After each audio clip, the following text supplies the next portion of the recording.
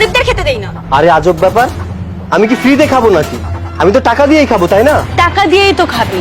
তুই কি আদৌ জানিস এখানে এক কাপ চায়ের দাম কত? আরে তুই এক কাপ চায়ের দামের কথা বলছিস, ও কি এখানে এক বোতল পানি এফোর্ড করতে পারবে? আরে আজব ব্যাপার তো, আপনারা এভাবে কেন কথা বলছেন? আপনারা জানেন আমি কে? কে তুই? তোকে তো দেখে মনে হচ্ছে রাস্তার কোনো ভাঙাড়িওয়ালা, আর তোর মতো ভাঙাড়িওয়ালার সাথে কিভাবে কথা বলবো বল? আর শোন, তুই না জেনে না বুঝে এখানে ঢুকছিস, আর আমাদের দায়িত্ব তোকে আটকানোর। তোকে তো দেখে মনে হচ্ছে না যে তোর যোগ্যতা আছে এর ভিতরে বসে খাওয়ার, আর এখানে খেতে হলে না তোর 7 জন্মের ইনকাম দরকার, আর তোর কোনো যোগ্যতাই নেই এই দামি রেস্টুরেন্টে বসে খাবার। আপনারা এসব অভদ্রতা বাদ দিয়ে নিজেদের কাজে মন দিন, আমার পথ ছাড়ুন। এই দাঁড়া, আমাদের নিজেদের কাজ আমরা নিজেরাই করছি, এখানে যাকে তাকে ঢুকতে দেই না। তুই যা এখান থেকে। তাছাড়া আর একটা পা যদি ভিতরে বাড়াস তাহলে তোকে 500 টাকা জরিমানা দিতে হবে। 500 টাকা জরিমানা? জরিমানা দিতে হবে কিসের জন্য? আশেপাশে তাকিয়ে দেখ, এখানে কত এলিট শ্রেণীর লোকজন আছে। এদের সাথে বসার স্ট্যান্ডার্ড কি তোর আছে? এদের সাথে তাল মেলানোর যোগ্যতাই যখন নেই, তখন এর ভিতরে ঢুকতে গেলে তো 500 টাকা জরিমানা দিতেই হবে। আচ্ছা অন্য বাদ দে তো, শুধু শুধু ওর কাছ থেকে 500 টাকা নিয়ে আমাদের কোনো লাভ নেই। ওকে দেখে তো মনে হচ্ছে সারা মাসের ইনকাম 1 থেকে 1,500 টাকা। তুই একটা কাজ কর, পাশে চায়ের দোকান আছে, ওখানে 10 থেকে 15 টাকা দামের সমোসার সিঙ্গারা পাওয়া যায়, ওটা গিয়ে খা। শুধু শুধু এখানে দাঁড়িয়ে সময় নষ্ট করিস না, এতে তোর টাকাও বাঁচবে আর আমাদের সময়ও বাঁচবে। যা এখান থেকে। আপনারা কাজটা একদমই ঠিক করলেন না, এর ফল আপনাদের ভোগ করতে হবে। আরে যা বলছে এখান থেকে যা। কই থেকে যে এসব আসে? ওয়াও,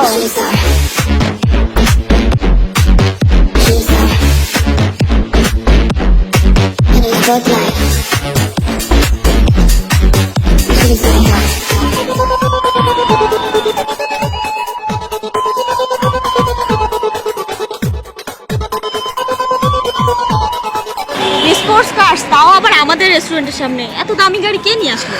কি সুন্দর গাড়ি।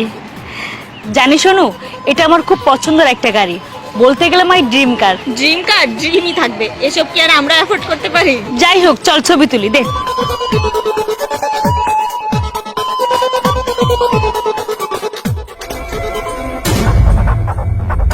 এক্সকিউজ মি, সাইড দিন প্লিজ। কেন, গাড়ি ধুবি বুঝি? জি না, গাড়ি বের করুন। আরে বাবা, দেখো না গাড়ির ড্রাইভার, আর গাড়ির ড্রাইভারও তখন আমাদেরকে বলে যে কে সে, তাকে আমরা চিনি কি না। যাক, অন্তত এটা জেনে ভালো লাগছে যে ও ভাঙাড়িওয়ালা না, গাড়ির ড্রাইভার। যখন কিছু জানেনই না, তখন এই ব্যাপারে কথা না বলে আপনাদের তিক্ত মুখটা বন্ধ রাখা উচিত। এই, তুই কি বলতে চাচ্ছিস? বলতে চাচ্ছি এই গাড়িটা আমার, গাড়িটা চালাই আমি, আর এই গাড়িটার মালিকও আমি। তাহলে সকালে ওই অবস্থায় দেখলাম কেন? ও আচ্ছা আচ্ছা, এইবার বুঝতে পেরেছি। তার মানে সকালে আপনারা আমার পোশাক দেখে আমাকে জাজ করেছেন, রাইট? শুনুন, সকালবেলা আমার গাড়ির চাকাটা পাংচার হয়ে গিয়েছিল, ওটা পরিবর্তন করার প্রয়োজন ছিল। এত সকালে পাংচার হয়েছিল যে কোনো মেকানিক পাবো বলে আমার মনে হচ্ছিল না, তাই নিজের গাড়ির চাকা আমি নিজেই রিপেয়ার করে ফেলেছিলাম। তাই হয়তো আমার গায়ে কালি লাগা ছিল, এর জন্য আপনারা আমাকে ভেবেছেন আমি ভাঙাড়িওয়ালা, তাই না? আচ্ছা, তখন অমন অবস্থা দেখে আমরা বুঝতে পারিনি। ও আচ্ছা, আপনারা বুঝতে পারেননি। আচ্ছা ঠিক আছে, আমি মানলাম আপনারা বুঝতে পারেননি। আমি তো আপনাদেরকে বলেছিলাম যে আমার কাছে টাকা আছে, আপনারা আমাকে গরিব ভেবে রেস্টুরেন্ট থেকে বের করে দিয়েছিলেন। কেন, একজন গরিবের কি রেস্টুরেন্টে বসে খাওয়ার অধিকার নেই? তার কাছে টাকা থাকা সত্ত্বেও কি তারা আপনাদের রেস্টুরেন্টে বসে খেতে পারবে না? এই সংবিধান কোথাও লেখা আছে নাকি? আচ্ছা, আপনারা বললেন আপনাদের এই রেস্টুরেন্টে এলিট ফ্যামিলির লোক ছাড়া কেউ খেতে পারে না।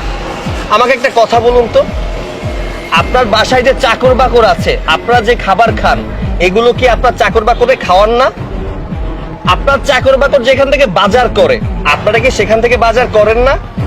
আপনার চাকর বাকর যে পানি পান করে, আপনারা কি সেই পানি পান করেন না? তখন এসব ভেদাভেদ কোথায় থাকে? আসলে আপনাদের এই কর্মকাণ্ডকে বলা হয় হিপোক্রেসি। আপনাদের মতোই ছোট মনের মানুষের সাথে কথা বলার কোনো ইচ্ছাই আমার নেই। আপনারা সরুন, আমাকে যেতে দিন। দেখুন, আমাদের ভুল হয়ে গেছে, প্লিজ আমাদেরকে মাফ করে দিন।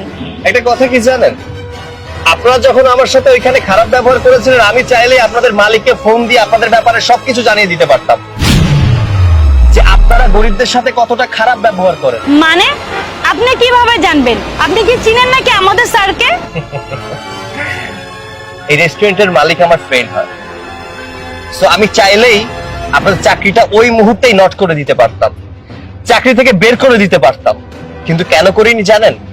কারণ আপনাদের এখানে চাকরি করেই পেট চলে, আর আমি মানুষ হয়ে একটা মানুষের পেটে লাথি দিতে চাই না।